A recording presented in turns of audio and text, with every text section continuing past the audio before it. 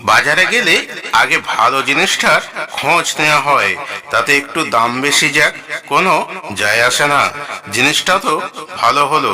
তেমনি কোনো আত্মীয়তা করার আগে ভালো দিকটা যাচাই করে নেওয়াটাই উচিত, না হলে পরে দুঃখের শেষ থাকবে না।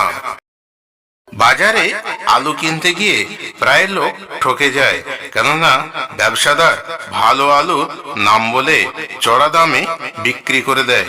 রান্না করে খাওয়ার সময় কোনোটা সেদ্ধ হয় আর কোনোটা সেদ্ধই হয় না। এটা ব্যবসাদারের চালাকি। নষ্ট মেয়েরা একটা নির্দিষ্ট জায়গায় থাকে, সেটাকে নিষিদ্ধ পল্লী বলা হয়। ওদের দিকে যে যাবে তাকে লোক চিহ্নিত করে আর খারাপ বলে। এখন নষ্ট মেয়ের সংখ্যা ক্রমশই বাড়ছে, যেটা তাদের চোখের চাহনি দেখলেই বোঝা যায়। যে স্ত্রী বারবার পরপুরুষের দিকে তাকায় আর হাসে, জানবে তার অভ্যাস খারাপ আছে। এটা তার কাছে নতুন নয়। এরকম কত গেছে আর এসেছে, পরবর্তীকালেও আসবে, তবে সেটা বয়সের তালে তালে।